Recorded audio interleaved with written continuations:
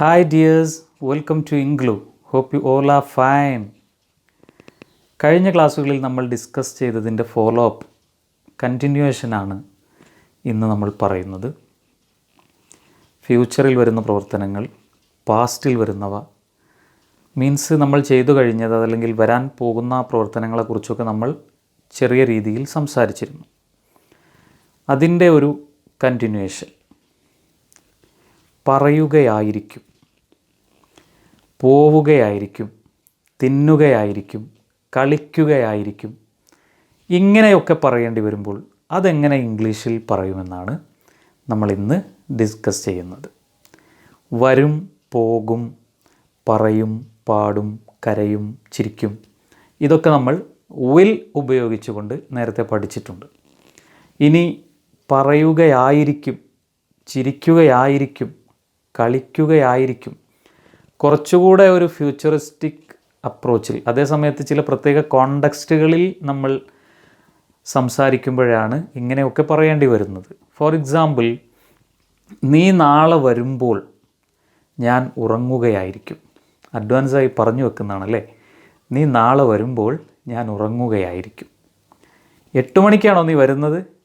ഞാൻ കളി കാണുകയായിരിക്കും. അതുകൊണ്ട് അത് കഴിഞ്ഞിട്ട് 9 മണിയായിട്ട് വന്നാൽ മതിയാകും. ഇങ്ങനെയൊക്കെ പറയാനാണ് നമ്മൾ ഈ ആയിരിക്കും, പോയിരിക്കും എന്നൊക്കെ ഉപയോഗിക്കുന്നത്. So how it will be in English? That is the question. Is very simple. This the structure will plus be plus ing form of the verb.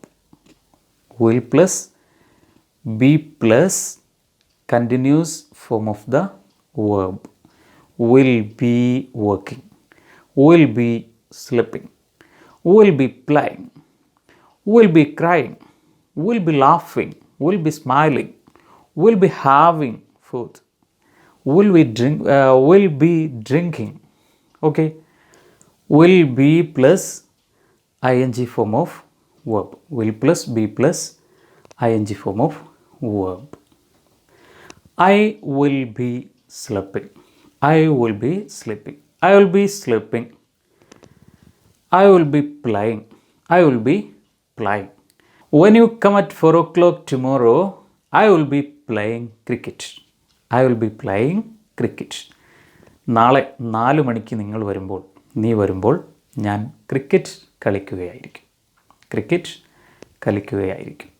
Okay, some more examples we can look at.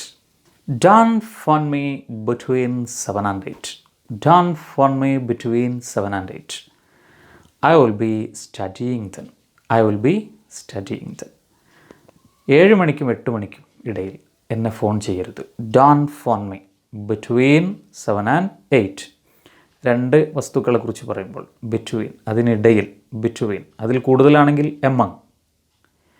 among countries എന്നൊക്കെ കേട്ടിട്ടില്ലേ? അതുപോലെ Don't phone me between 7 and 8. I will be studying then. അപ്പോൾ ഞാൻ പഠിക്കുകയായിരിക്കും. Means I will be in the middle of studying. ഞാൻ പഠനത്തിൻ്റെ middle ആയിരിക്കും. ആ കോണ്ടക്സ്റ്റിനെ കുറിച്ചാണ് പറയുന്നത്. ഇത്തരം കോണ്ടക്സ്റ്റിലാണ് നമ്മളത് ഉപയോഗിക്കുന്നത്. I will be studying. ഞാൻ പഠിച്ചുകൊണ്ടിരിക്കുകയായിരിക്കും എന്നൊക്കെയാണ് നേരെ ട്രാൻസ്ലേഷൻ. കോണ്ടക്സ്റ്റ് മനസ്സിലായി കാണുമല്ലോ. ഞാൻ പഠിക്കുകയായിരിക്കും, ഞാൻ പഠിച്ചുകൊണ്ടിരിക്കുകയായിരിക്കും. നമ്മൾ നേരത്തെ പറഞ്ഞിരുന്നില്ലേ, I was studying, I am studying എന്നൊക്കെ. ഞാൻ പഠിച്ചുകൊണ്ടിരിക്കുന്നു, ഞാൻ പഠിച്ചുകൊണ്ടിരിക്കുകയായിരുന്നു. അതുപോലെ അതിൻ്റെ future tense I will be studying. എന്നെ വിളിക്കരുത്, കാരണം I will be studying. ഞാൻ പഠിച്ചുകൊണ്ടിരിക്കുകയായിരിക്കും, അതല്ലെങ്കിൽ ഞാൻ പഠിക്കുകയായിരിക്കും. Right. At 10 o'clock tomorrow she will be studying. At 10 o'clock tomorrow she will be studying. 10 മണിക്ക് അവൾ പഠിക്കുകയായിരിക്കും. 10 മണിക്ക് അവൾ പഠിക്കുകയായിരിക്കും. So let's cancel our trip. Okay. സാധാരണ ഹോളിഡേയ്സിലൊക്കെ ഞാൻ എവിടെയെങ്കിലും പോകാറാണ് പതിവ്. വല്ല ബീച്ചിലോ മറ്റോ ആയിരിക്കും. So this time next week I will be lying on a beach or swimming in the sea. I will be lying on a beach or swimming in the sea. ഒന്നുകിൽ ഞാൻ കടലിൽ അതല്ലെങ്കിൽ ബീച്ചിൽ കിടക്കുന്നുണ്ടാവും. I will be lying on a beach or swimming in the sea. ഞാൻ കടലിൽ നീന്തുന്നുണ്ടാവും, ബീച്ചിൽ കിടക്കുന്നുണ്ടാവും. അങ്ങനെ എന്തെങ്കിലുമൊക്കെ ആയിരിക്കും. Right. Let's meet Babu in the morning itself. He will be playing in the evening. He will be playing in the evening. So, let's meet Babu in the morning itself. രാവിലെ തന്നെ നമുക്കവനെ കാണാം. ഇനി അത് വൈകുന്നേരത്തേക്ക് വെക്കണ്ട. കാരണം he will be playing in the evening. വൈകുന്നേരമായാൽ പിന്നെ അവൻ കളിക്കുകയായിരിക്കും. പിന്നെ അവനെ നമുക്ക് കാണാൻ കിട്ടില്ല. So, we can meet. Let's meet Mr. Babu in the morning itself. He will be playing in the evening. Okay, മനസ്സിലായി കാണുമല്ലോ.